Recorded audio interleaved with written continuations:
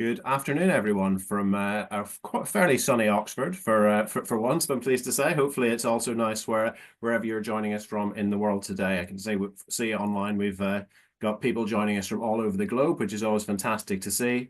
And very much what we like to see here at Saïd Business School, because it's a very global community that we have here. Today we're here to talk specifically about entrepreneurship and its relationship with the Oxford Executive MBA. My name's Jonathan Dover. I'm a recruitment manager for the Executive MBA program, and I'm joined today on the call by my colleagues Alejandro and Lucky from my team, and some special guests who I will introduce you to shortly. But entrepreneurship has always been a key pillar of the Executive MBA program, and very much a focus for us as a business school. Entrepreneurship can obviously mean starting your own business, but it can also mean thinking entrepreneurially within the context of a larger corporate as well. And that idea of entrepreneurial thinking in particular is very much a key principle for our Executive MBA program, but as I say, very much a school-wide concept as well. So what we've got lined up for you today, we've got a couple of our alumni who have completed the Executive MBA program and gone on to start their own ventures. So they're going to be talking about how the Executive MBA contributed to that, and also about how they were able to leverage the wider Oxford network, and take advantage of that as they built and scaled their businesses. So really looking forward to hearing from them on that. And also be joined by my colleague Callum Usher-Dodd, who's the head of programs for the Entrepreneurship Centre here at the business school. And he'll be telling us a bit about some of the infrastructure that we have in place here at the school to help our students realize their entrepreneurial objectives. So again, really looking forward to hearing from Callum, and that will hopefully give you guys a sense as to how all of that knits together. There'll be an opportunity, obviously, for you guys to ask questions. So please do put plenty of questions in the Q&A and the chat, and we'll try and get through as many of them as we can. I've got a couple of questions for our alumni in the first instance, but definitely feel free to chip in with any questions that you have. This is a webinar rather than a Zoom meeting, but definitely feel free to chip in with your questions where you can. Next slide, please, Ale. So before we really get going, I wanted to, I guess, really just make you guys aware, if you weren't already, of the position of the Saïd Business School within Oxford University, because I think that's really quite key and central to the entrepreneurial experience and offering that you get here at Oxford. We're obviously a relatively young business school, but we're very much embedded within a 900-year-old world-class academic institution. And through a membership with the Oxford College, as you would get on the Executive MBA, and a lot of the other elements that you're able to get involved in across the wider university, that actually contributes quite a lot to not only the position of the school and the program within the wider university, but also to any entrepreneurial aims and objectives that you might have, and being able to kind of draw on both elements of that network is very much key, as I think our alumni will attest later on. Next slide, please, Ali. So a quick overview of the Executive MBA program. It is made up of between 14 and 16 weeks over either 22 or 24 months, depending on when you start the program. There are between 60 and 70 students in each class. So, very much an opportunity to build in-depth relationships with your classmates. Those weeks they refer to module weeks. So you would typically study 2 or 3 different courses during those weeks, but you're very much here in Oxford for that 1 week period, or at one of the international locations that you can see there, for both the core and elective international modules that we have. So I guess the message there, and I'll show you a typical timetable in a second as well.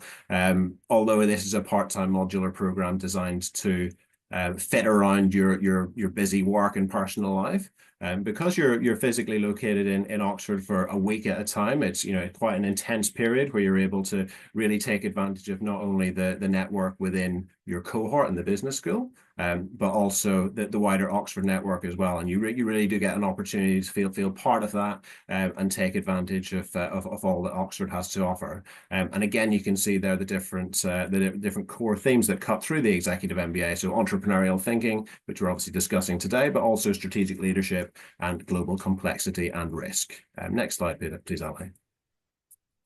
And a little snapshot of what a typical Executive MBA class looks like. These figures are based on our September 24 class, so the class that started in September last year.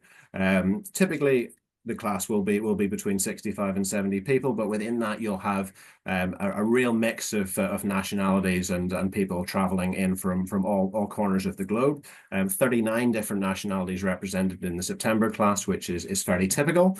30 different employment sectors as well, so you not only get that diversity in terms of different nationalities, but also lots of different industry sectors represented. And again, when you're thinking about entrepreneurship and potentially starting and scaling businesses, having those different skill sets and perspectives can be really interesting. And as a result, lots of really interesting businesses have come out of the program directly. And you can see the other headline stats there. Next slide, please, Ali. So yeah, as I alluded to there, that a typical week on the program is it's a pretty sort of intense wall-to-wall experience in the sense that it's based around a working week. So that kind of typical Monday to Friday format. And you'll see you have a dinner at one of the colleges on a Thursday evening, sometimes a Wednesday. But that's a real opportunity to again start building some of those bridges with the wider Oxford University network. And really getting a chance to not only think about your Oxford experience in a business school context or an executive MBA context, but getting a real opportunity to speak to people from different academic disciplines who may be able to contribute to some of your entrepreneurial objectives. And again, I think our alumni will probably be able to speak to that a bit later on. Next slide, Priscilla. Okay. So this is an illustration of the Entrepreneurship project. Which is one of the core subjects that you can do on the Executive MBA. So you would do this during the first part of the program. This is effectively a chance for you to build a hypothetical business and pitch the idea to senior faculty at the school. And you would be doing this in conjunction with your fellow classmates. So again, the opportunity to draw on those different industry expertises and different skill sets.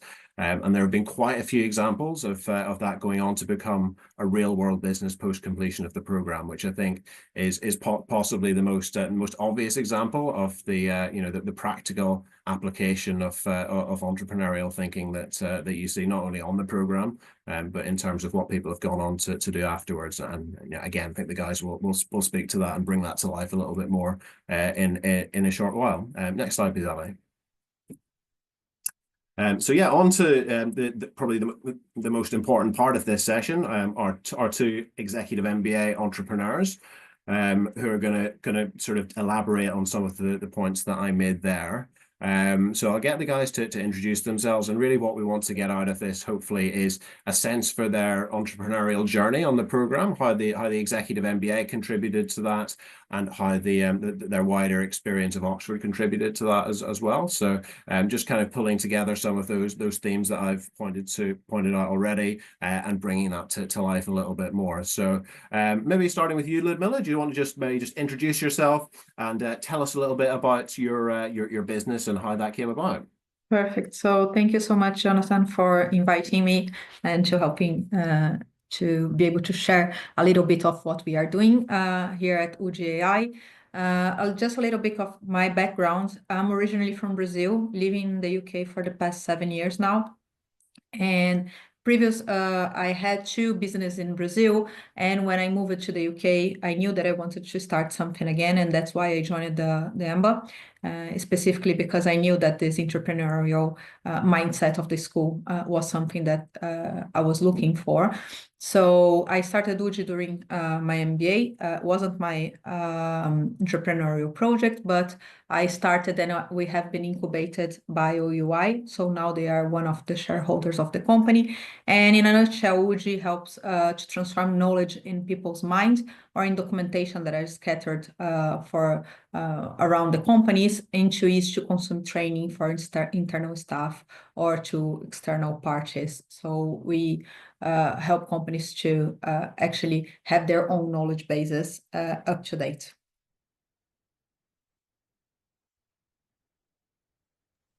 Really should know how to mute and unmute at this stage, but it catches me out every once in a while. Gaurav, would you mind doing the same, just introducing yourself and telling us a bit about your business and how that came about? Sure. Thanks, Jonathan, for inviting me and letting us share our story. So, hi, everyone. This is Gaurav Bajaj. I'm the co-founder, and I play the role of CTO at Little Place Labs.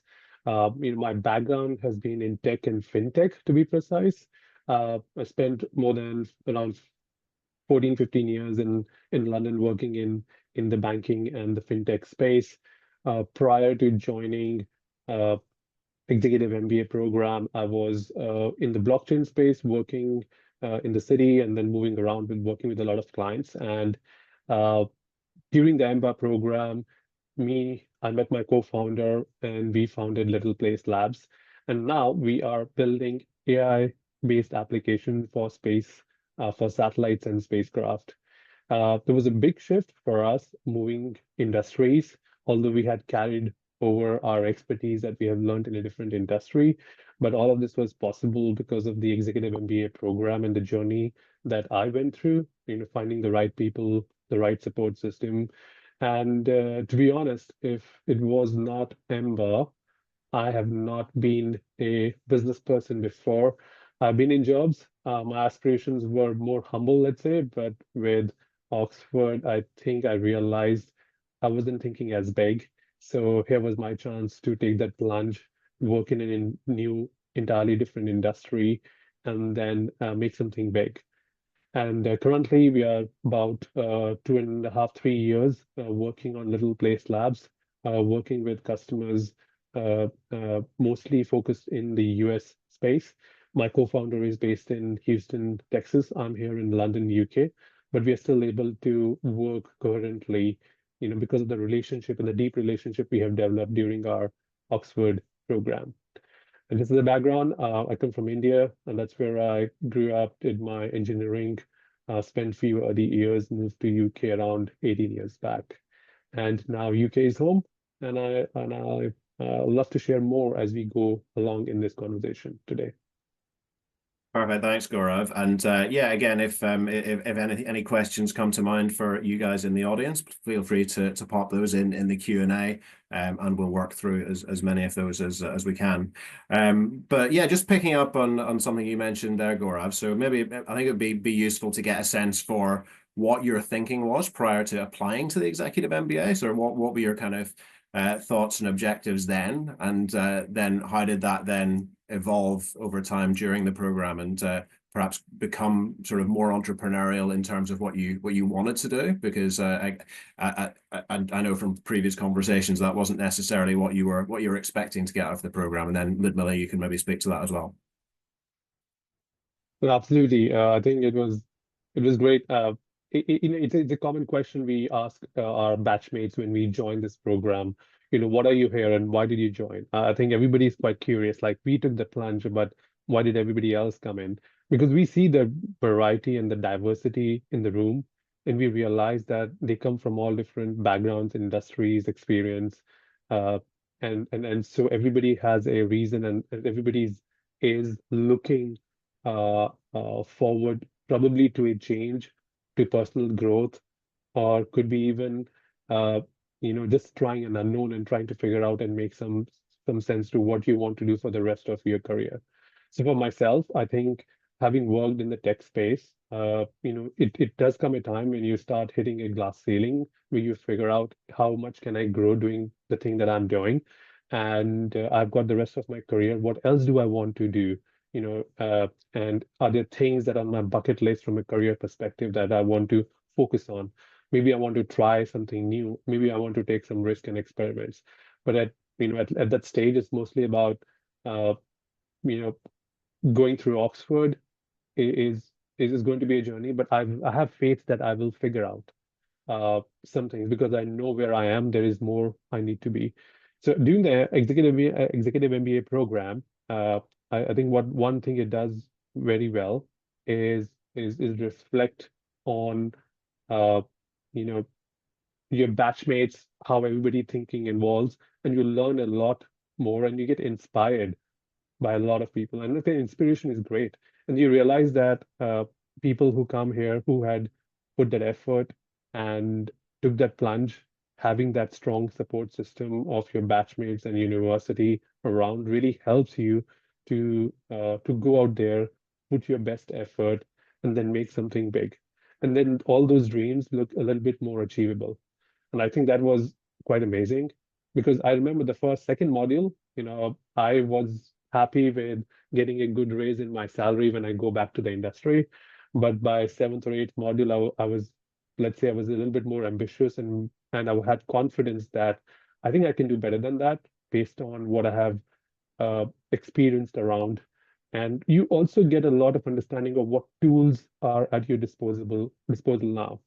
What can you do with the right set of people, right set of tools, maybe some funding, and if you have ideas to build a venture, then yes, you have a roadmap, you have a, let's say, playbook, and it's up to you to figure out how much confidence you want to have in yourself and your co-founders, and especially the people around you who can support you with that. So that's been the transformation for me, and I think at this stage, very happy. My co-founder, who's also my very good and best friend from Oxford, we still talk almost on a daily basis. It has been 3 years, almost 3 years after we finished our executive MBA program. So this is also one way to uh, keep myself close to Oxford and Oxford batchmates. Perfect. No, that's great context, Gaurav. And yeah, I think what came out of that for me was just really the sheer importance of the peer group that you find yourself in terms of just the sheer diversity of thought and of different industries and different skill sets, because as you said, that definitely opens up many different possibilities that you might not have considered prior to applying to the program. And then obviously a fair bit of hard work on your part to actually realize that, but just a sense there that a lot of those tools are there and kind of ready for you to use depending on what direction you want to take. So thank you for that. Ludmila, do you want to speak to that as well? Yeah, so I think it's a common theme about the peer group and how great this is. So I think I came for the same reason, maybe already looking forward to start something again. But the main reason was I was moving to the UK from a different country and also wanting to start something bigger and more be more ambitious, as you said. I think this is a good hook, and I think Oxford it was a great opportunity to do this. So my previous business, they were all they grew organically. They were more service based. I wanted to start something that was digital, invested, get some funding and stuff. So it was really interesting for me to learn how this worked and also create a network. Both here in Oxford. Now I moved to Oxford. Actually, I live across, just very close to the city, but to get to know the whole ecosystem from the university, but also now I have people all over the globe, not only from my cohort, but from many other cohorts that we keep meeting all the time. So this is very useful, to be honest. We can just share a question with so many brilliant people that would be impossible to pay as advisors and say, hey, does anyone know how to get this in this country or that? So it's something that is definitely priceless. So I think this is something that I was looking forward to get from Oxford, and I definitely had. Yeah, definitely that Rolodex of contacts that you get sort of almost instantly is so valuable. But also a good point that you're obviously part of a particular cohort, but there are lots of touch points where you get an opportunity to interact with other cohorts as well. So, you know, concurrently at any one time, we have 4 different EMBA cohorts running. And that's very much part of the network that you gain. So if you're looking for a very particular or niche type of expertise, there's a good chance there'll be somebody in one of those cohorts that will be able to help you with that. So yeah, that's really useful context also. We've had a question come through on the Q&A from Tom, which I just wanted to put to you guys. He was just wondering how many people roughly came onto the Executive MBA with a business idea they were already working on, which obviously wasn't the case for you guys, but I was just wondering, just from your experience within your cohort, were there many people that you can think of who came onto the program already working on a business or a business idea which they were looking to scale? I think from my cohort, I don't know, Gaurav, it's the same on yours, but I think we had 3 or 4 people that had their own companies already, and they are still working on them and growing. But from my cohort, I think probably we still have some 4 business that started after or during the EMBA to add to this. So probably more than 10% of the cohort, I think, end up being an entrepreneur. Sure. Interesting, because you definitely get a mix of both, I think. No, same here as well. I think we had quite a mix too. And there's a lot of movement around during the Executive MBA and just after once you complete it. You are probably changing roles. There are people starting to work on a lot of ideas. Especially after completion, we had like 4 or so different set of teams working on idea, and it talks about how long have they been working after you finish. Maybe 2 years down the line, they're still working on the idea. That's I think a big win. The few came in with the idea, I would say, and they have taken back and they are working on that, by using all the learning from the program. I would also say if you are looking, like startups are interesting because if you want a co-founder, for example, then finding a co-founder at Oxford is, I think, a great place because you spend a lot of good quality time meeting people, understanding, and there's a very good chance that there is somebody, who's at a right stage in life to work on something like this. So I think that's the biggest plus. Although uh, uh, it's important to make sure that you build those vision and those dreams along with your co-founders when you go through the journey. If you have very specific ideas of what you want to do, then you can take all the technical learnings, but people side of things, I think they'll definitely be able to help you. But my personal suggestion is when you're co-founding, when you're looking for a co-founder, look for a co-founder and the problem that you want to solve together, because it should be your joint vision that you want to develop.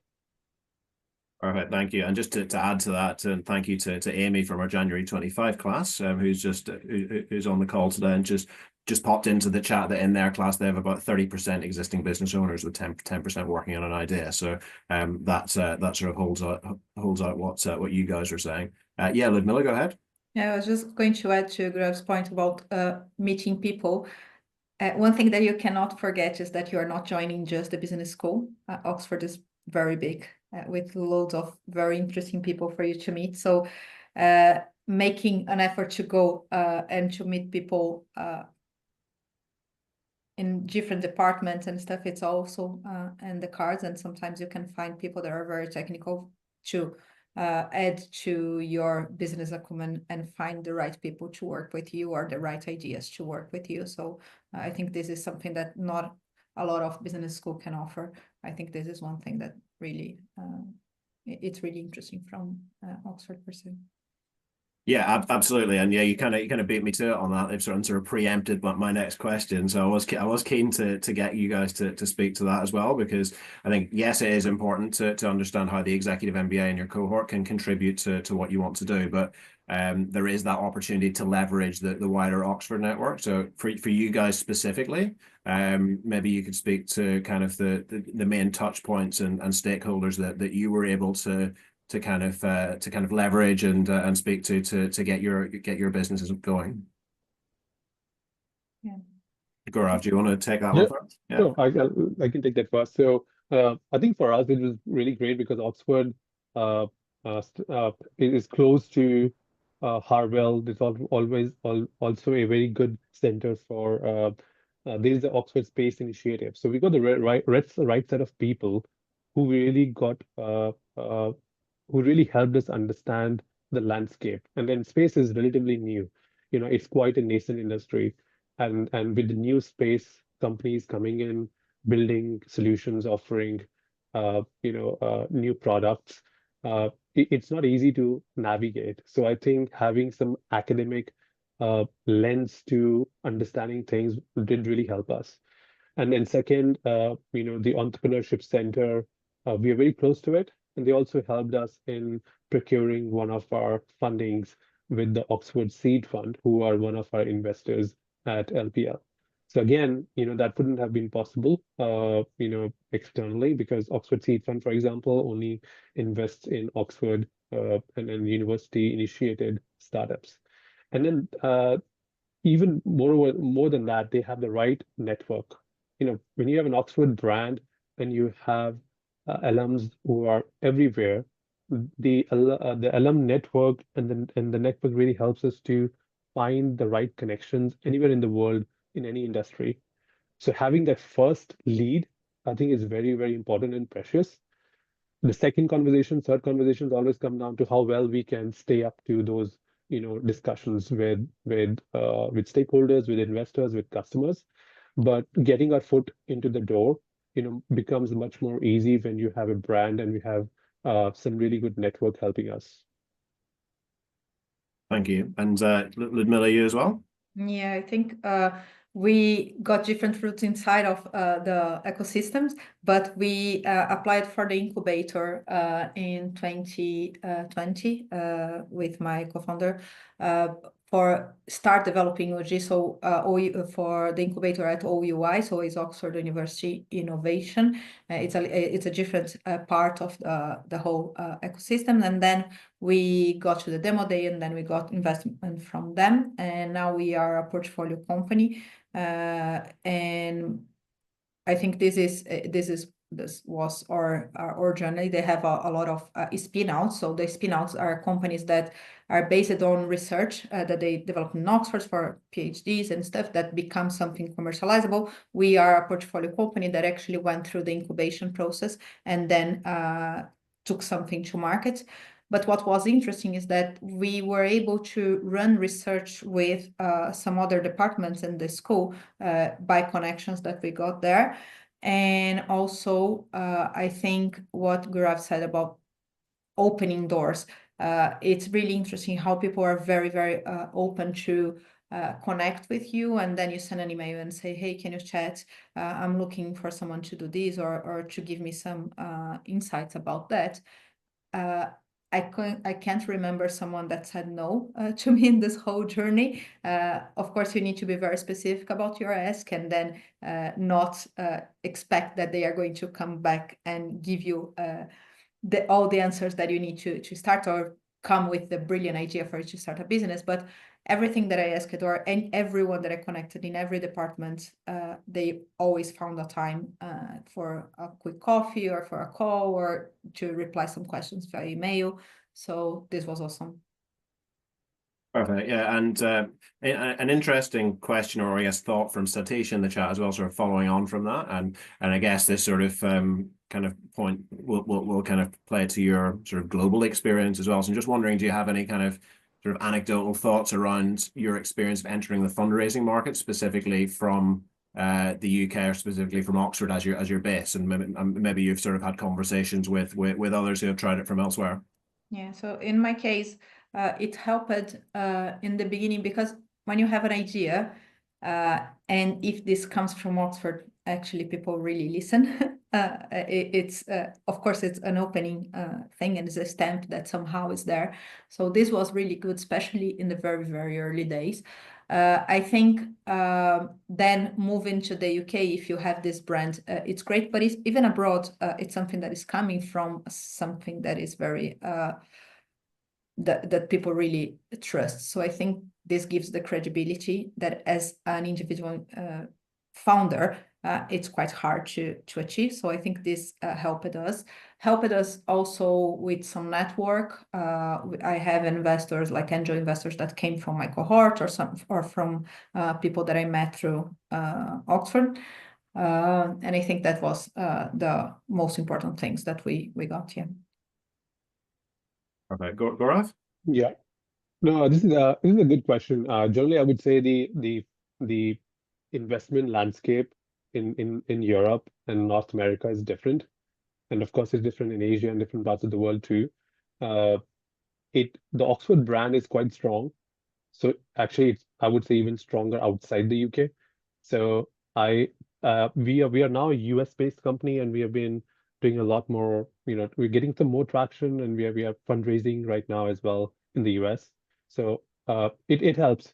It definitely helps because uh, with a strong brand, we can take it outside, and it's also then help build our own brand and associate having that support from Oxford. Initial days, especially, it really helps. Uh, I would not necessarily comment on fundraising in Europe, in the US, because I see the difference quite stark because we have presence on both sides. So that's an interesting perspective, generally speaking. But I would say there's always more of an advantage, especially if we are in Europe. Oxford is the place where you want to go, and then take your brand anywhere in the world. If depends on what you're building, how your customers like your product, you know, Oxford brand is only going to help you in fundraising. Perfect, thank you. And yeah, a few other interesting questions coming through on the Q&A, and a couple that are from different people, but very similar in terms of their direction. So a couple of people clearly who are established, proven entrepreneurs already, and sort of wondering whether the executive MBA could still add value to people in their position. Obviously, that's not necessarily the position you guys were approaching it from initially, but is it what are your thoughts around that, having sort of been through the program and perhaps studied alongside people who were in a similar situation? So in my case, I started my first business in 2010. So when I started MBA, I had almost 10 years as an entrepreneur, and I think I am an entrepreneur by heart. So I always thought about myself being that, and definitely helped not only with the network that we're talking or the funding, but also I think nothing is too big to be thought inside of the university. So you just get more ambitious, and then you just think differently about the approach that you are going to take with the venture. So I think that for me was definitely a plus, make me a better entrepreneur if this is the case. Interesting. And yeah, Sure. any perspectives from you on that? No, I think I think there are two things to it. There's one about why do you want to do this? Is always a question about why, and then there's a lot of answers, and it's a very personal answer to many people. You're probably looking for a change. You're looking for growth. You're looking for something different, and it's also a mindset change and a network that you can tap into. So, but if you're an entrepreneur, like I'm an entrepreneur now, and I would like to respond to this by saying, if my business is amount X, I would like to see that a program like this could add 1 0, 2 zeros, or maybe 3 zeros to the revenue, to the business. That's how I should be looking at. Because whatever size it is, it can always grow, let's say. And of course, during that journey, you always find really interesting and fascinating people all across, which you may not be able to find otherwise. And I guess that really helps in expanding the scope of what you do, where you're offering your products and services. And there's a very, very good chance that you're likely going to get inspired to either take it to a next level or to start offering something new to a different market and find alternatives for growth. Perfect, thank you. And I'm conscious of time, and I want to hand over to Callum shortly, but I want to take one more before we do that. So, one question that's come through is really around, I guess, time management as much as anything when you're on the course. So how manageable was it for you to maintain your existing businesses while pursuing the program, and obviously every situation is slightly different, but we are always conscious that despite being a part-time program, the Executive MBA can be pretty intense. So maybe if you could both just say something to that around how you manage that aspect. Do you want to go first, Ludmila? Yeah, I can. I think it's the same as someone trying to keep their jobs at the same time. I think you just work really hard. I think the difference between being an entrepreneur is that you don't really take days off. You just keep working. It's not the same that you can manage. But on the other hand, it's more flexible. You can just adapt when you are not in the course to do the whole assignment and stuff. I think the week that you spend in Oxford is so intense that you are not really able to do two things at the same time. So you have to delegate this to other people, or make sure that you get things running. But it takes a lot of time to do the assignments and stuff too. So I think it can be hard for people that are trying to keep their jobs at the same time in this aspect, and for entrepreneurs more when you are off to the Perfect, thank you. Yeah, no, absolutely. I think the great points. I would just also add, it's really important to have good support system from your family, your friends, from your workplace. Let's say, if you're into a business, you need to make sure you're able to allocate time, some time that's needed, because it does take, for the whole week that you're away, you're more or less disconnected. And I would highly advise that if you can, where you can, uh, keep the focus time for Oxford as focus time for Oxford, because you are going to say to your family, to your business, to others that, hey, this is important. This is once in a lifetime opportunity to make those connections, to learn. But you will come back and you make up for whatever time you have spent. So it does take a lot of time and effort. I think just like for an entrepreneur, it's not work, it's what you would do anyways. That's what I feel, it doesn't feel like work. And for most of entrepreneurs, especially, that's a tendency. If I have time, I would figure out, hey, what should I be doing on my business?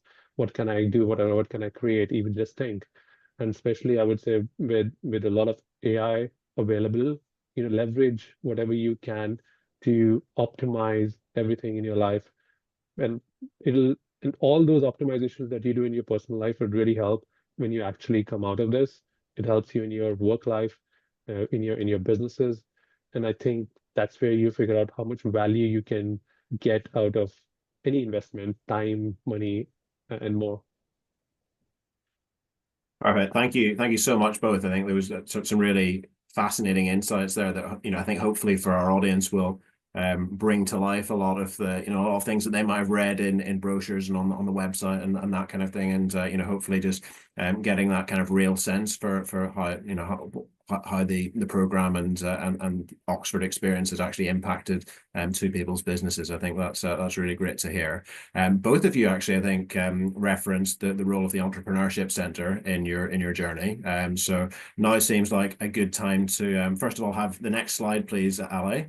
And to introduce my colleague, Callum Usher-Dodd, who's our head of programs at the Entrepreneurship Centre, just to introduce that and to say a little bit more about how that can contribute to the experiences that the like of which Ludmila and Gaurav have had, but hopefully that our audience will have at some point in the future. Over to you, Callum. Yeah, thank you, Jonathan, and thank you, and great to be speaking to you all today, wherever you are in the world.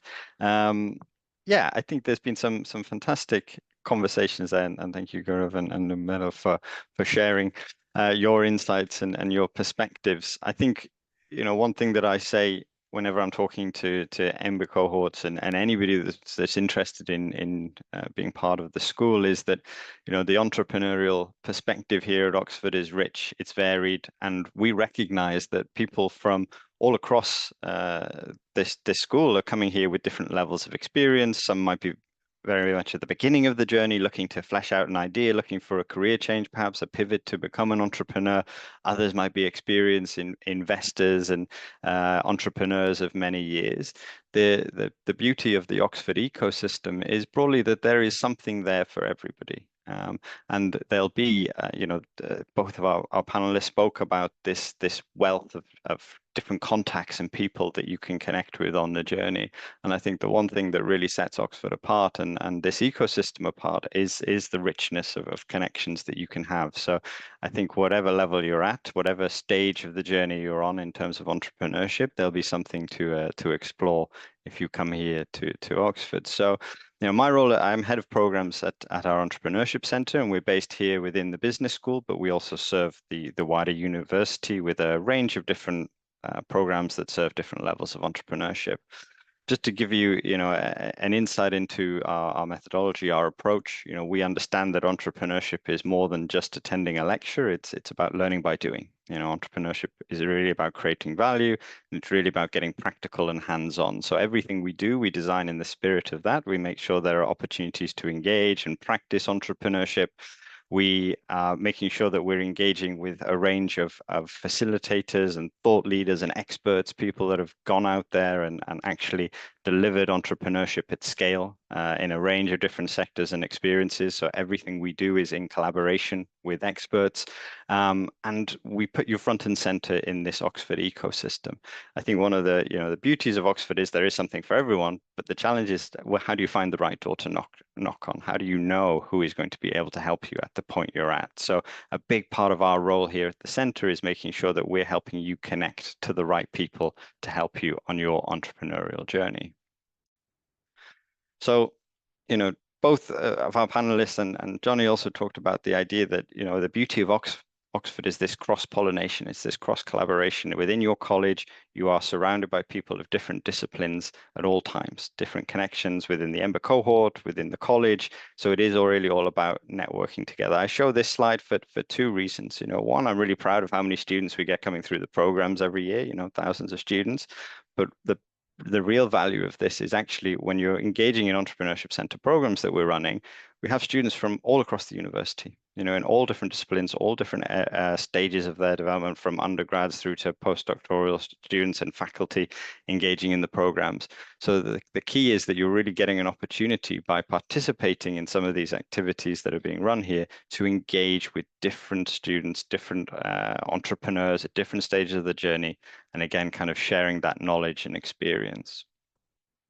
So, I said that there's a lot at Oxford. Here's just a slide to show you how simple it is. There's quite a lot here. And, the thing with Oxford is there is a lot. Whatever area you're in, there will be an associated research center or accelerator or area of grant funding. There's a lot in this ecosystem. This is just a few images from things that are university affiliated. There are many other areas. There was a reference to Harwell, the science park earlier. There's many science parks, accelerators, a whole range of things to have a look at. And I think that's one of the most exciting things. Oxford as an ecosystem, it's growing. It's really getting some critical mass, some momentum in recent years. OSE that sits in the middle there, Oxford Science Enterprises, is the largest venture capital fund attached to a university. So we're seeing a lot of excitement about the types of innovations and ventures coming out of this ecosystem. So again, one of the challenges is how do you navigate this, and also recognizing that this is a part-time degree and you're only here at certain amounts of time throughout the year. So how do you get those right connections into the right ecosystem players? That's one thing that we're here to help you do. But it's also why even before you come in, onboarding, thinking, looking at this ecosystem, looking who's in there, what kind of people do you want to talk to? And the Entrepreneurship Center then can help you plot a course through this whilst you're here. So just to kind of bring some more context into why Oxford is a great place to start a venture or run a venture at the moment. This is the Oxford University Innovation Pipeline of spin-outs. Ludmilla talked about OUI's kind of startup incubator. They also have a spin-out incubator, and you can really see going right back from 1959, where Oxford University had its first spin-out, all the way up to 2015, where it really starts to ramp up exponentially. That's when Oxford Science Enterprises launched their fund here.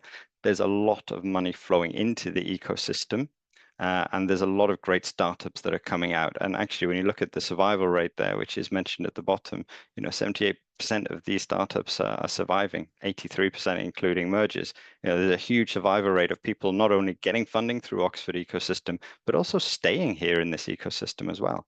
When you think about the, you know, the incredible talent that's on the doorstep, all the connections being based in the Golden Triangle, you know, quick access to London, to Cambridge, you know, this really is a great hub for starting to think entrepreneurially and testing out new ventures and finding new ideas and new innovations.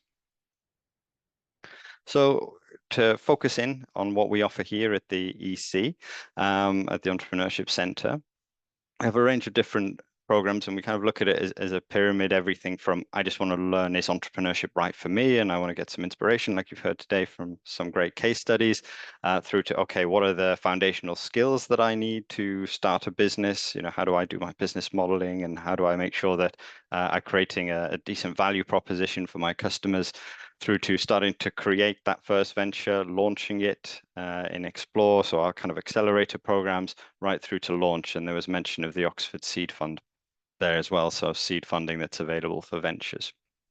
When students come here, you know, they might enter at one particular stage, depending where they are. They might move all the way through this pyramid.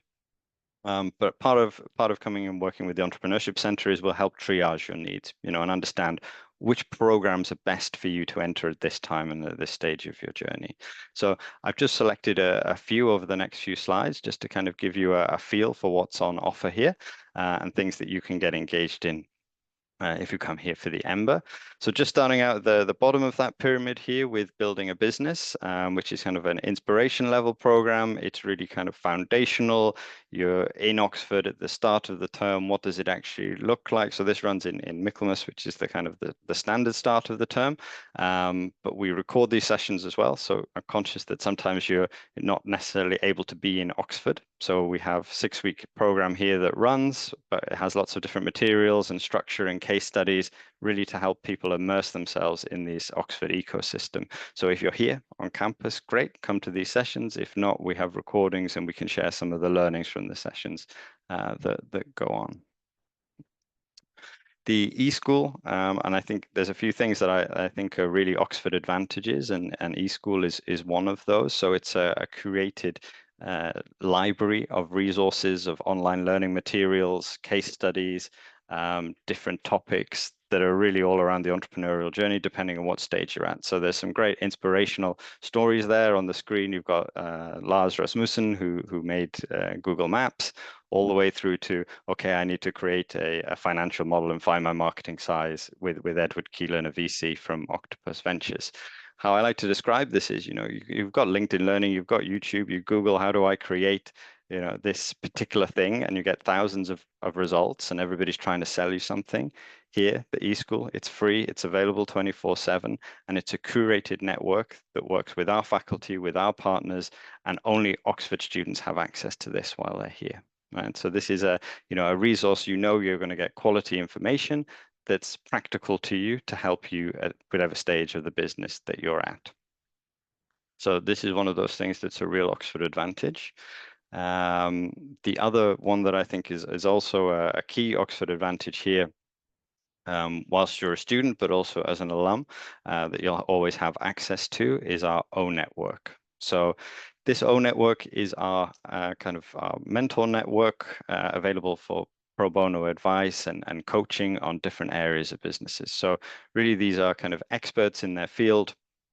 This is, you know, kind of thought leaders, people who've gone on to grow exciting ventures based all across the world in different sectors. So you can take a look at that QR code, you can see who's on our network, see the profiles, but essentially you have access to these people at any time, which is helpful if you're starting a venture, you're fundraising. We have entrepreneurs in residence.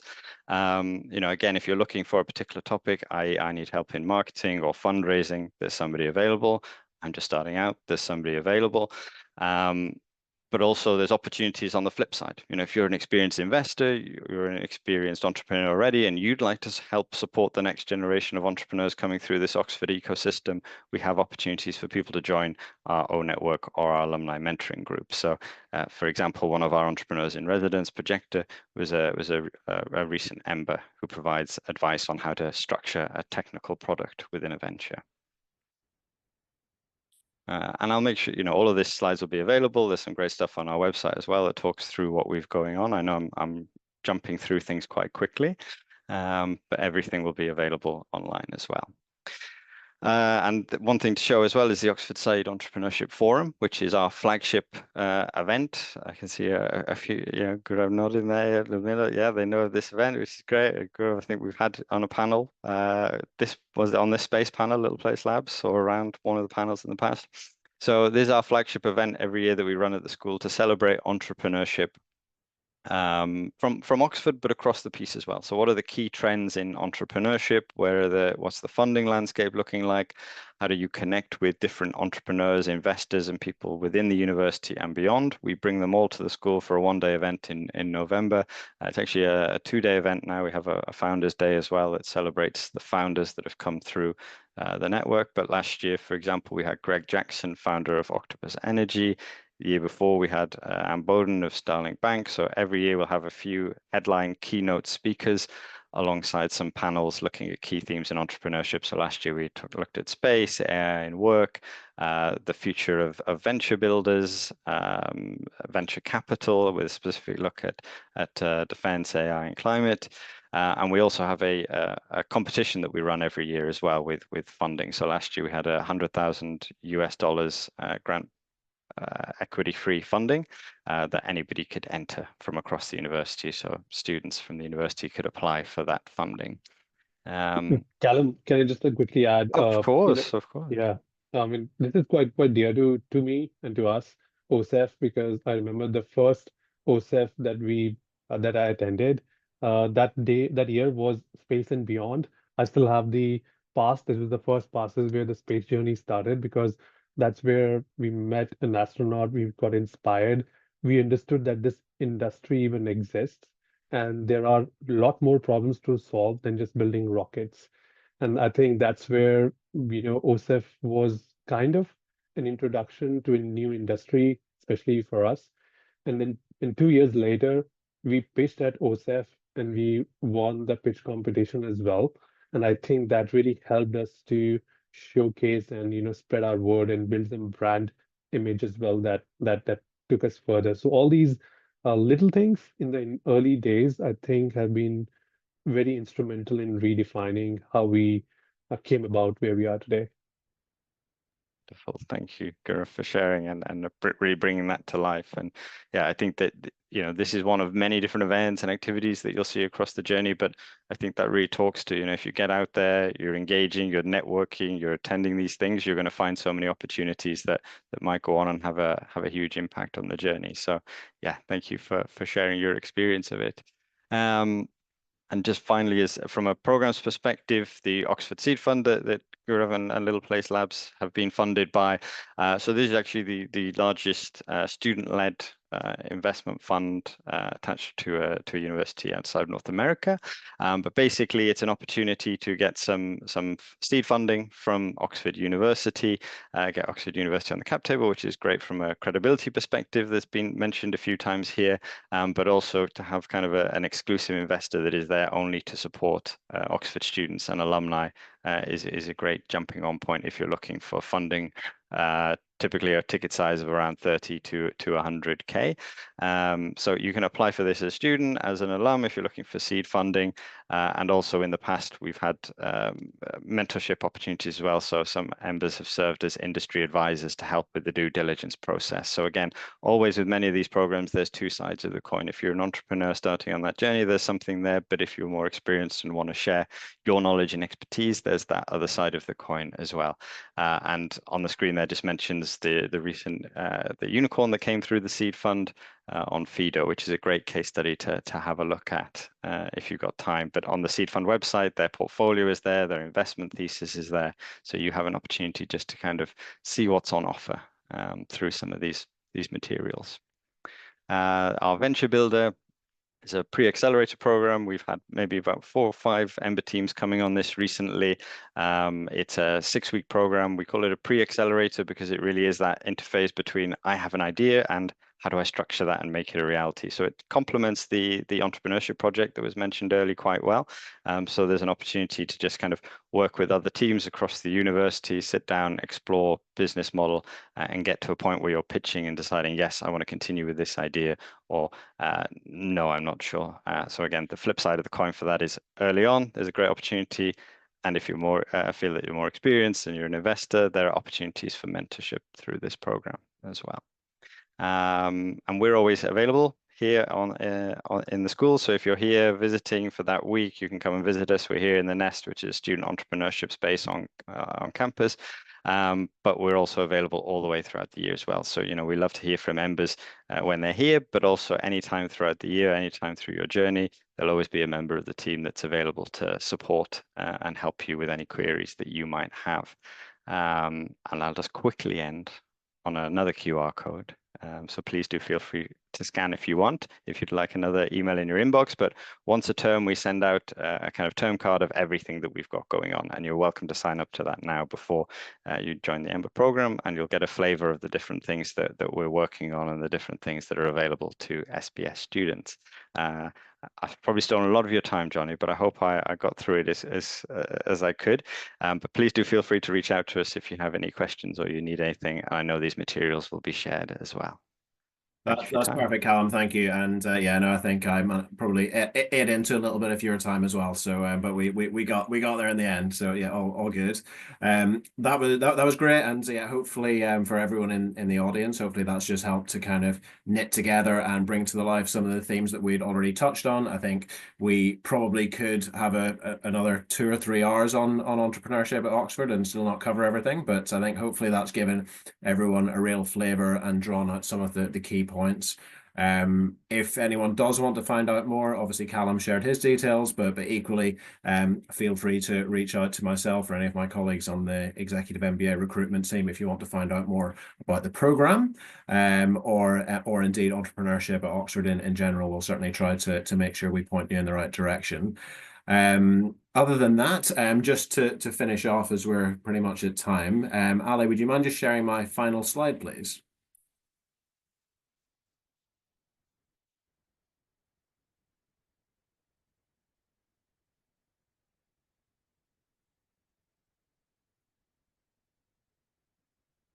Yeah, so just to finish off, and I know this kind of follows on from a lot of the stats and figures that Callum shared, but yeah, just as a further illustration really of the success that Oxford has had, certainly in the last few years, but actually since 2011. So in this particular report, Oxford has finished top really since the report's inception in 2011. This is the report in Spotlight on spinouts. And I guess really does just help to emphasize just the focus on entrepreneurship that the school and the program does have. Just a couple of headline figures there, but obviously you'll see themes such as AI and tech and life sciences come up. But I think hopefully as has come out today, there are opportunities for people to develop businesses across a full range of sectors. This is Oxford is a pretty unique place in terms of the ecosystem, and there are lots of opportunities for people to do that. Great to see a couple of people from the incoming September 25 class on the call today as well. So I know there'll be some follow-up questions from you guys on what you've heard today, but I know from some of the conversations I've had with you that you're really keen to take advantage of some of the things that have been highlighted in the session today. So I hope that's been useful, and I look forward to continuing conversations with you in the lead up to September on that. But yeah, just remains for me to say as we're at time now, thank you very much everyone for joining today. Hope it's been useful. Thanks again to Gaurav and Ludmilla in particular for giving up your valuable time. I know you're both extremely busy, and to Callum as well for sharing your insights. I think that really helped to pull all of that together. So yeah, thanks again, and goodbye from Oxford, and look forward to staying in touch with many of you and speaking again soon. But yeah, have a great rest of the week.